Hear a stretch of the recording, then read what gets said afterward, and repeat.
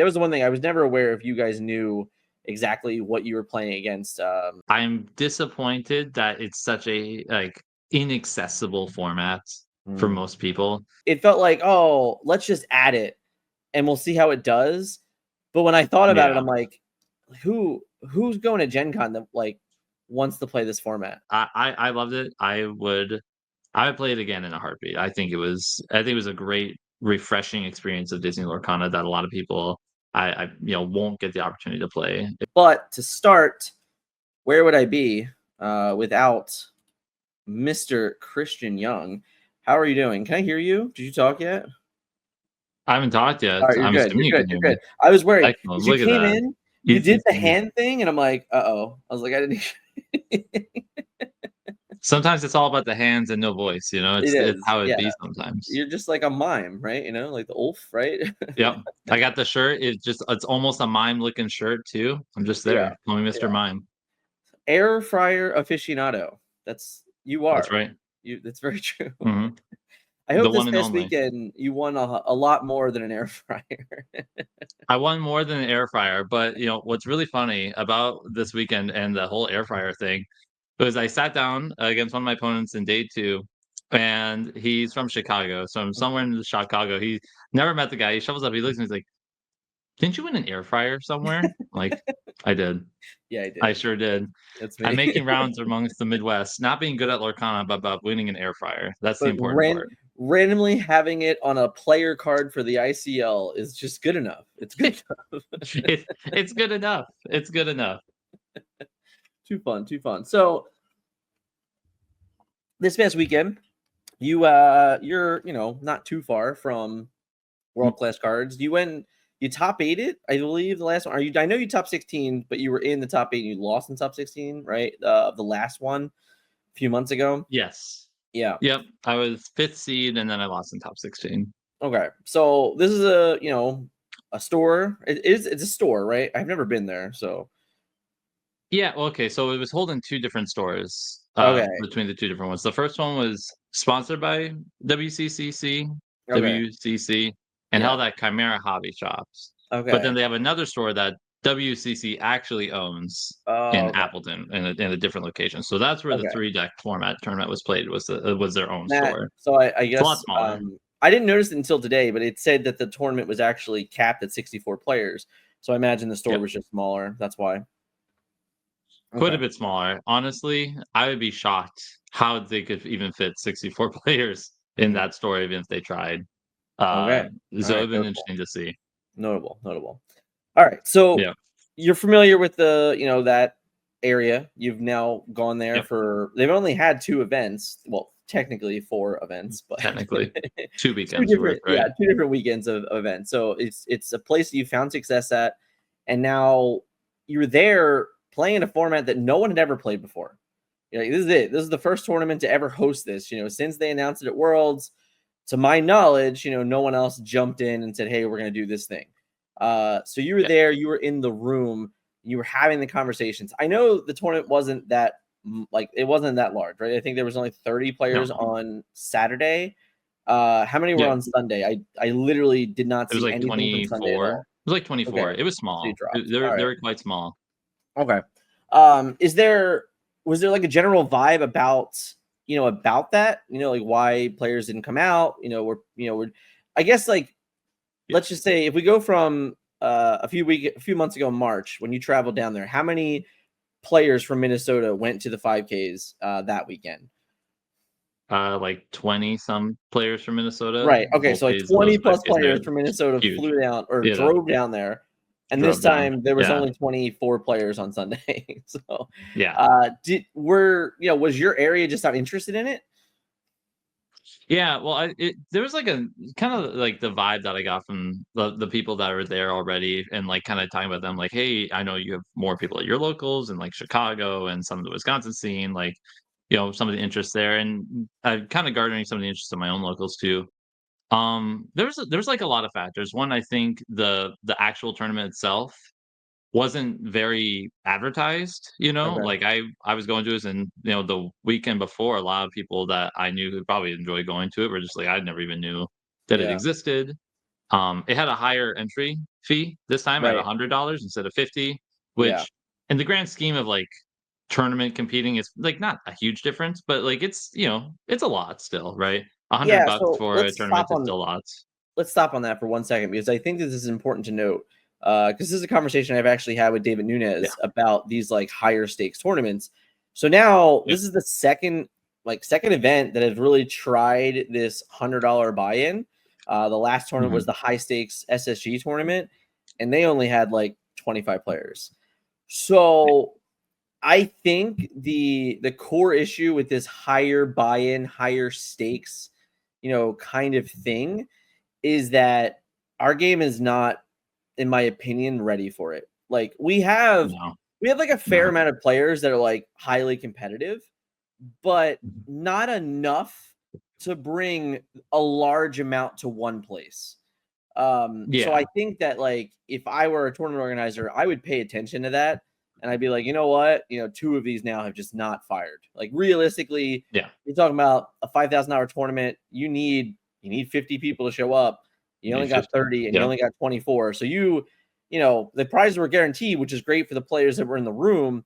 But I just I Yep. look at it as a TO as like, man, this one just didn't work out. And the same thing can be said at Yep. SSG. Like I said, I think they had like 25, 26 players in theirs as well. And that was also a 5K. So this like high stakes Yeah. feel for competitive, I don't think it's working. It seems to be a No. failure so far.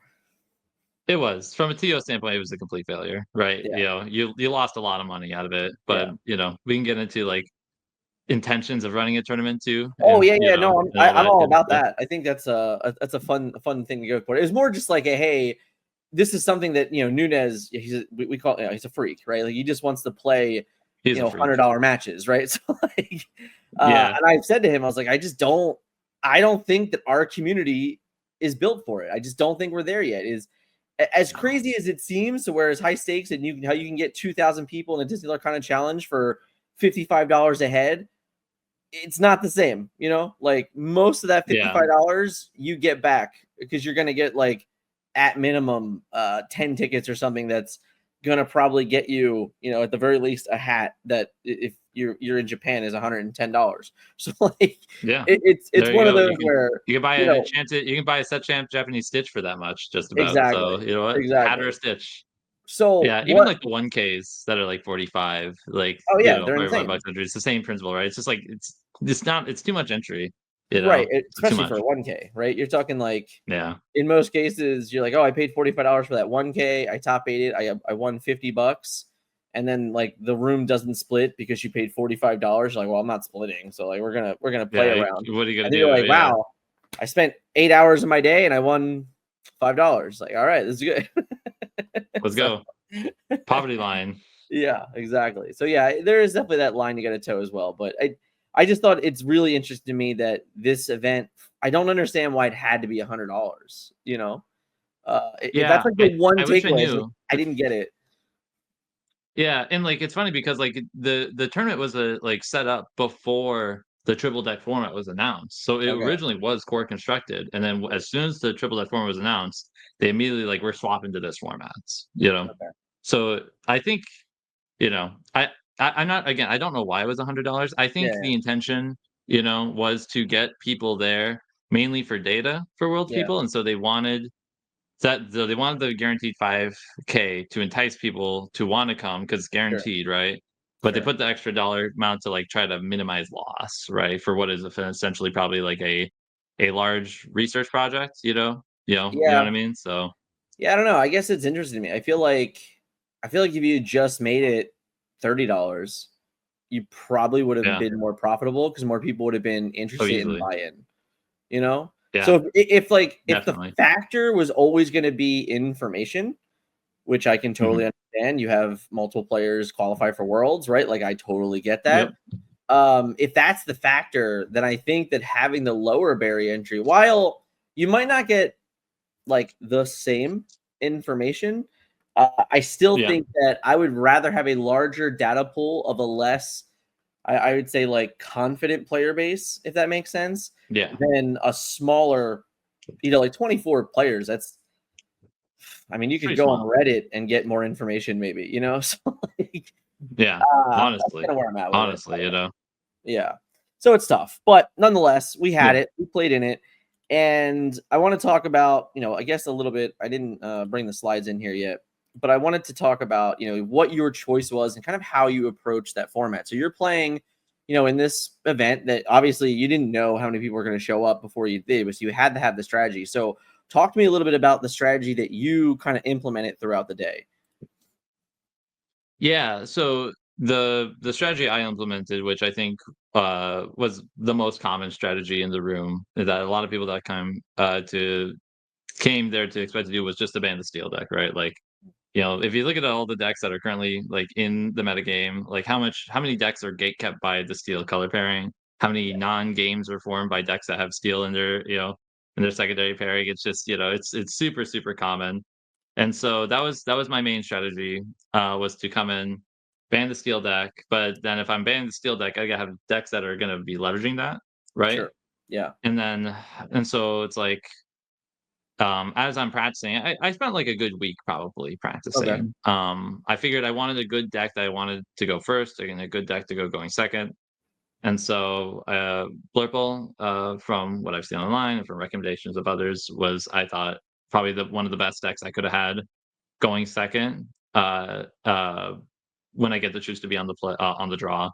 And so I brought this list here, and as you can kind of see in the title here, the anti-red. So I kind of realized halfway through, I was mowing the lawn. I ran in to tell my wife, I'm like, I got it.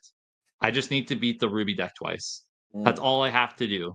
I'm gonna ban the steel decks. I'm just gonna beat the ruby decks twice mhm, because I can't. It's hard to build a deck to beat both ruby and like Diablo decks and mhm. like purple decks. And so, but if you build two decks that are gonna be really good into what I thought and saw as the most exploitable color to beat, which was ruby, Yeah. I thought you could garner a lot of success, and it paid in dividends all day, I would say. So that was my general strategy. Find a good going first deck, a good going second deck, and then like force them to want to ban a deck that if they did not ban, I would be in a good spot because the deck is broken, Mhm. like Emerald Steel or Amber Steel. I chose Emerald Steel in this lineup, and so I played my steel deck once all weekend in top four, once in top four, where I both drew pretty badly and played terribly. I just like when I had no intention of ever playing the deck all weekend, and so Yeah. like when I opened it up and looked at my deck list, I'm like, oh, it's all still in order from when I built it. Mm. So like I got to pile shuffle real quick. So I piled shuffle on stream because like everything's all together still. Uh, but it worked well though. It worked really well.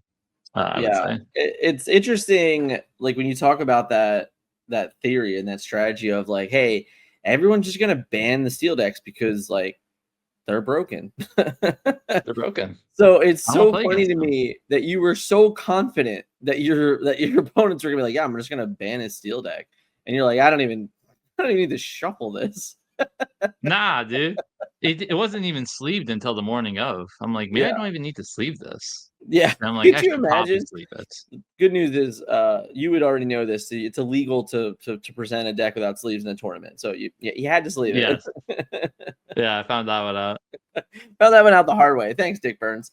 Um, but you know, it's very interesting that a why I guess why did you find Ruby is the most exploitable ink? Like why do you say that? Why do you have that comment?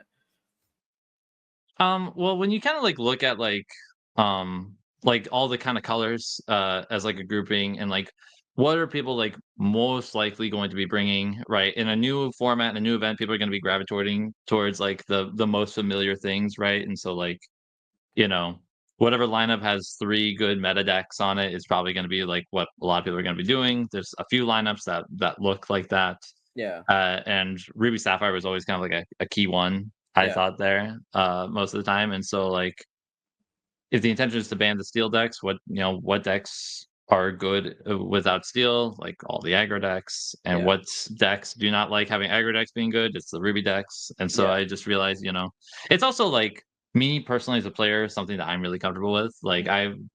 I really enjoy formats and mirror matches of like Ruby decks that tend to be very grindy and resource heavy and controlling. That's a place I'm really comfortable with. And Yeah. so I figured if I have to win with games on the draw with specific decks, if it's like a Blurple deck where I'm all about out grinding specific matchups, I figured I could easily do that with Ruby just because of something that I feel like I'm personally really good at in the game. And then just having a good aggro deck going first into the Ruby decks also just felt really good. Very, very fair.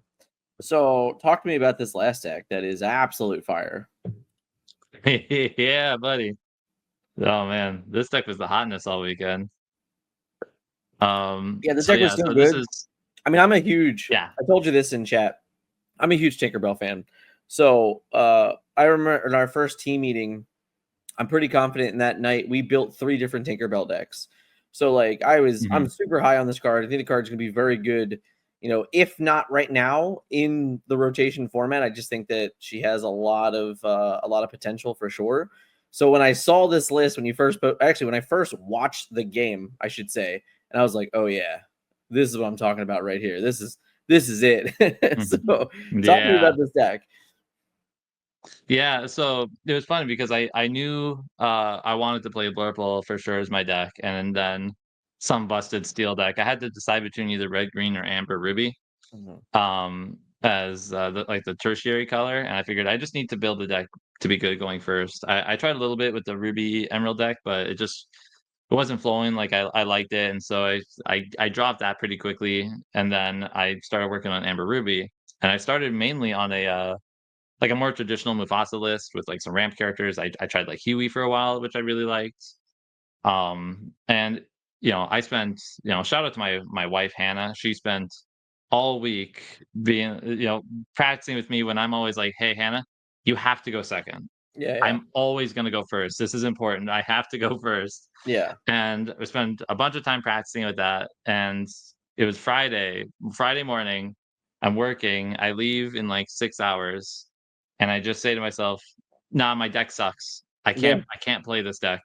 yeah, And then I'm like panicking. I'm like, I gotta do something different. And so I saw Tinkerbell. I'm like, okay, this kind of fits the game plan. It could offer a ton of reach. I'm banning the steel deck. How can we leverage this? And so I built a list pretty close to this in that morning. I played a bunch of games.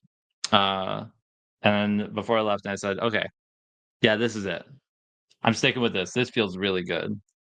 Um, and there's a couple additions in here that I would say is from the fact that I really only tested this deck for like maybe 6 hours, sure, 8 hours sure, before the sure, event. sure. Um, the biggest one is my homie Card Soldiers, the 5 drop, Oh yeah, which originally was Mufasa. okay, And then like as I'm driving, I'm like, why am I playing Mufasa? There's nothing good to hit in my deck. And yeah, he's like, you know, I could prop anything with 5 strength, and I get there. I have like 30 minutes to like write all my deck lists twice each, and I'm like, I need something other than Mufasa, and I'm scrolling Dreamborn next to the vendor. So yeah, like, here, let me just look for something, and I find it. Card Soldiers. I'm like, do you have 4 of these? He's like, yes, I yeah. do. And I Oh slapped man, Card Soldiers in, and it was awesome. He what's was great, funny? What's really funny is in my mind, I'm thinking like, all right, if he didn't have colored soldiers in his list, there's no way he just had that like in a box, like, No, like absolutely not. No, that's I exactly was there in Dreamborn trying to figure out, like, what's okay. the next best thing, and Yeah, there he was in 'cause his 12 buddies, the card soldiers. it's kind of escaping me right now, but I think there was a similar situation for us in Vegas where like we ended up, oh, boss is on a roll. Actually, it happened twice. Yeah, Boss is on a roll, and in Fort Worth, the location we played, the 2 cost 6 willpower location that when you move to it and quest, you get to Hades a thing back. Underworld, there it is. yeah, Uh Underworld, yeah, that at 2 different DLCs, we end up playing a card that I'm like, none of us have this in our deck box. Like nobody brought these cards yeah, with us. So I remember specifically in Fort Worth where Dick bought like 15 of them. He goes, if everyone plays Amber Steel, we got them covered. Like we just have them. So it is nice to like when it's nice when there is a vendor that actually has the cards that you want, right? I know. Which is He was nice. so quick But about it, see, he's like, I "I know got where these there. are." I got there before your comment, Mr. Dick Burns. All right, you keep testing for CCS. All right, we That's we right. replaced you today with 3 awesome people. It took 3 people to replace Dick Burns. That's all I'm saying. All right, that's all I'm saying. That's what it takes. You know? So I got some time to kill, and I figured it would be fun if we actually sat and watched this. So I did. I This is like you're just one of your top 8 games. This is your top 8 game on stream, Yep. and this is the Yep. Amber Ruby deck going first. And you could talk me through this Yeah. if you want.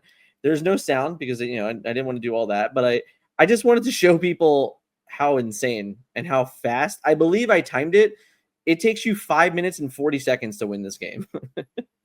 This was not even my fastest stream game. They didn't show my day 2, like, round 1 match, but that one was even faster.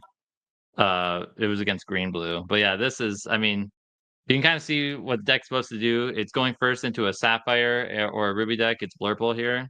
Yeah. I get to trigger Flynn, you know, and hopefully get to trigger him again because 'cause I'm a slam. My homie, there he is. Oh, no, not Sisu. I thought it was Mm-mm. John. But if it was No, John, it'd be sick.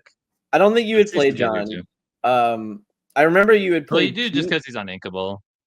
Yeah. I remember you had played the Pete at one point, and I have a fun Yeah. story with Pete because like this is a character that I played in limited one time, but it one shot a Tiana and lived. And I was like, this is the best card ever. Uh, Is it sick?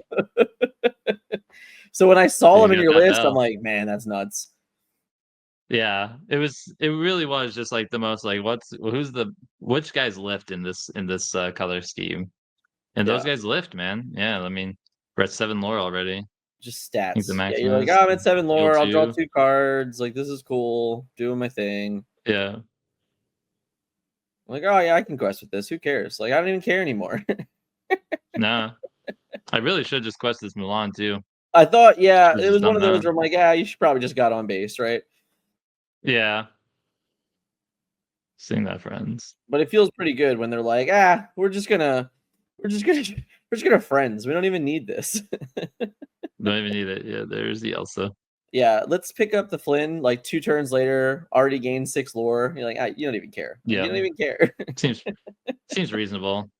It's really the next turn. This is where, like, the Tinkerbell is the best. It's not on 2. I mean, 2, it's fine on 2, but man, turn 5 is great. Yeah, turn 5 when you can combo it with either of the 3 drops that you have, it's perfect. Yeah.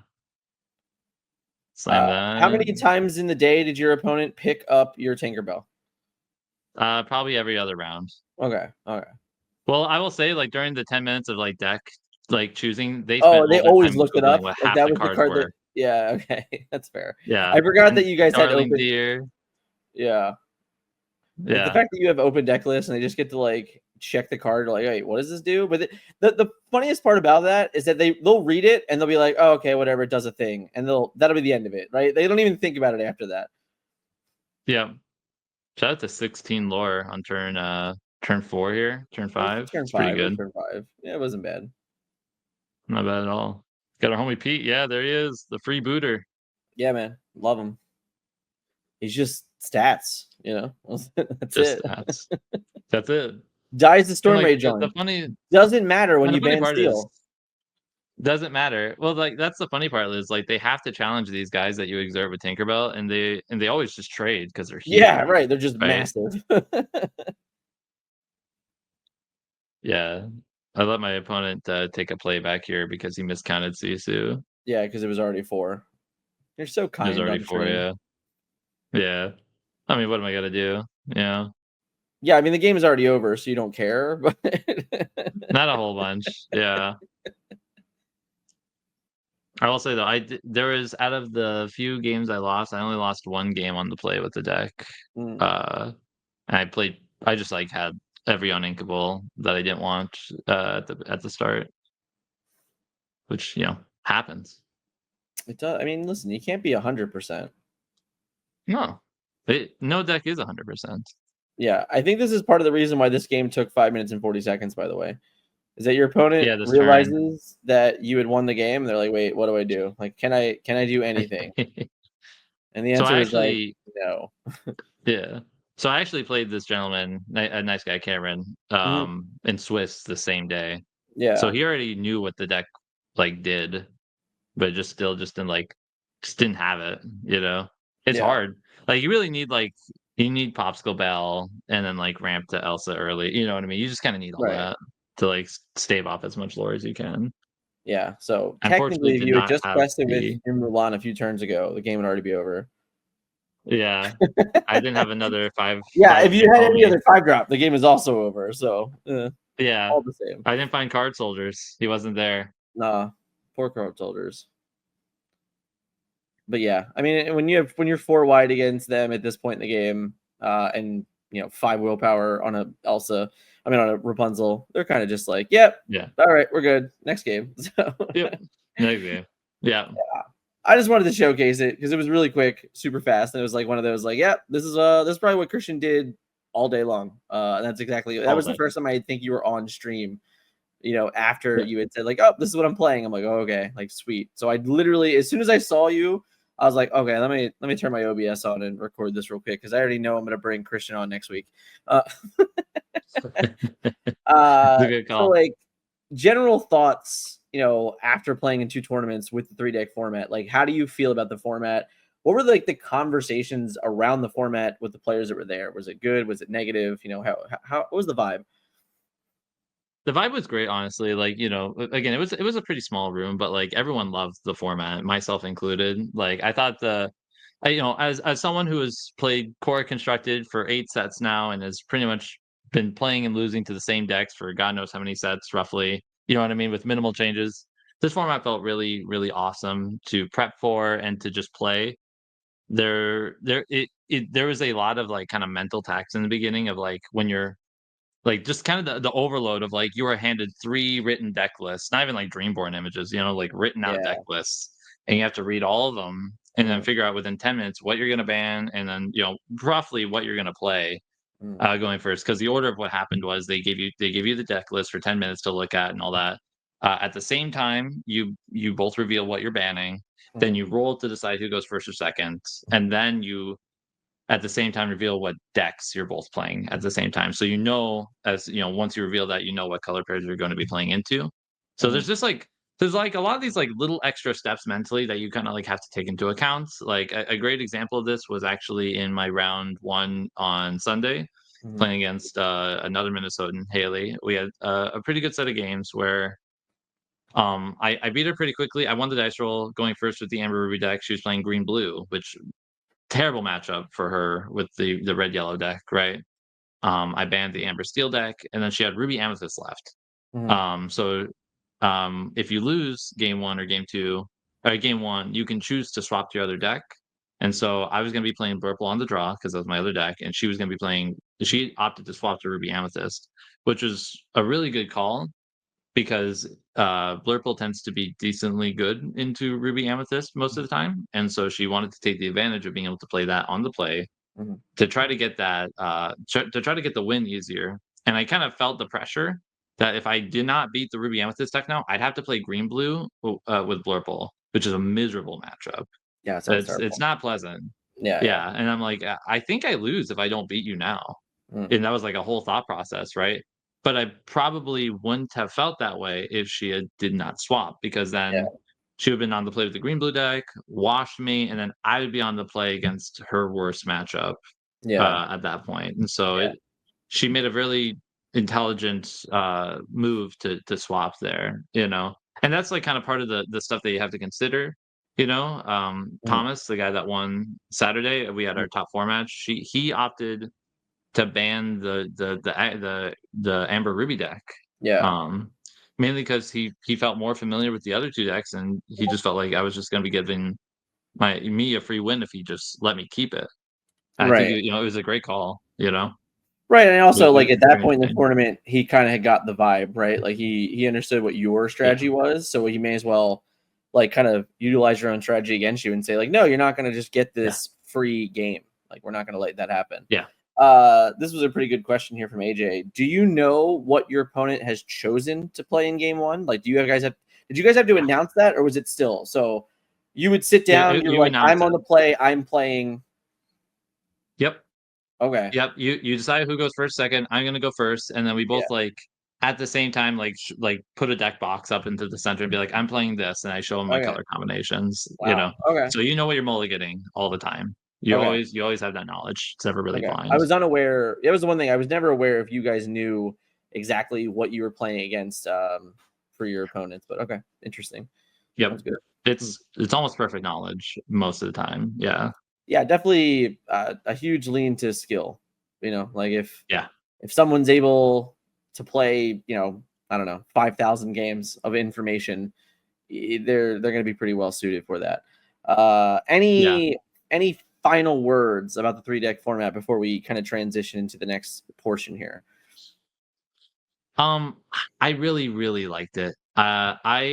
I'm disappointed that it's such a like inaccessible format for Mm, most people.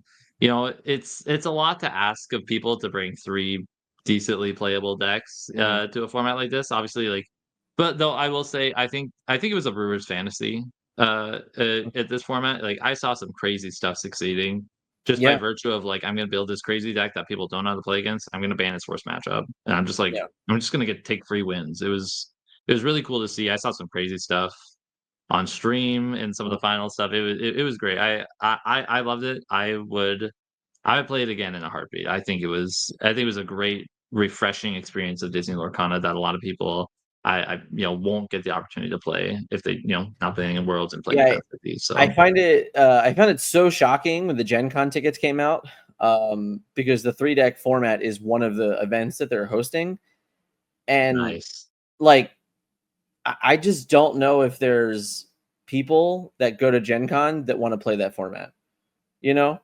I don't know if there is. Yeah, So I it don't know. felt like, oh, let's just add it and we'll see how it does. But when I thought about it, Yeah, I'm like, who's going to Gen Con that like wants to play this format? I'll be yeah. if they sell out and there's 64 seats of people playing it, awesome. I just don't see it, So I think that If I think it's very much yeah, designed for a very particular player. And it's like you said, like the yeah, accessibility is huge. Budget is huge. Like people just don't, they don't own every ink of worth of cards. Like there's not a lot of players out there that are like, yep, I have a playset of everything. Even some of the best players in the game, like I'll listen, I'll throw some fun out there, like Kendall. Like Kendall yeah. doesn't own, like he didn't own Amber Emerald cards, like he just didn't own. He's It's like, true. what do I need these for? I'm gonna play Ruby Amethyst for the rest of my life. So like to think that Yeah, he the was there. top, Yeah, right, like the top level caliber players in Disney Lorcana that have, had so much success in the game, they're like, yeah, I don't even own those cards. And we're in set 8, set 7. You're like, if they don't own it, then why does like random, Harry Saley on the street have it? Like, so that's my fear is that I mhm, think for Worlds, and for like, a targeted event, I think that it's great. I think you're giving it a yeah, choice for people to come in and explore it, and specifically the Worlds players, like, you're one of 28 people that are qualified for Worlds. You can own every card in the game. Like you'll be okay, yeah, So yeah, you'll um figure it out. right, like I think you'll be okay. You're gonna figure that out. But if you're at your local shop on Wednesday and they're like, oh, next week we're gonna play 3-deck format, you might have Not gonna happen. 70% of the room not show up. They're like, oh, like what's the Oh, point? Well, 90, yeah, that's higher what I'm than saying. that. Like what's the Yeah, point? I don't like I'm not gonna have fun in this format. So that is the yeah, biggest thing. I will say watching it, I chose to watch the World Class Cards event over the Ink Invitational because I was way more interested in the format and I really wanted to like yeah, see what was there and like what was going to show up and how people are going to attack it. And like you said, the Brewers concept of it, and some of the decks that were on stream, these are decks that would never be playable in Core Constructed. Like just never. never. Like they would never. Literally, you'd show up to a tournament, you'd start like 1-3, and you're like, yeah, that was a fun day. Like so. The idea that you had a deck that can go out there and top 4 and win a tournament that would never be successful in Core Constructed, I'm all for it. I think it proves Yeah, that the format is at least truly different than the game that we were playing. Whereas I think when most people say it, like when most people think about 3-on-3, like for teams, they're like, oh, well, you're just gonna play the best 3 in combos, and you're gonna hope that you don't sit across from your worst matchup. That's not what this yep, is, like at no, all. So I think that that's like the most intriguing thing about the format itself, where I'm sure one day in the future I'll find myself having to play in a tournament or having to like cast a tournament that's about it. So at the very least, I'm glad that it does stand out because the fear was that it would not. I really hope you get the chance to, because I'm telling you, it was some of the most fun I've had in Lorcana in a long, long time. It was just great. It was excellent. Like you said, it was completely different. Like Yeah. I've had people like come up to me all week, like telling me like, "Hey, what are you gonna do for like set champs and core constructed?" I'm like, dude, I haven't touched core constructed. I don't know what's good right now.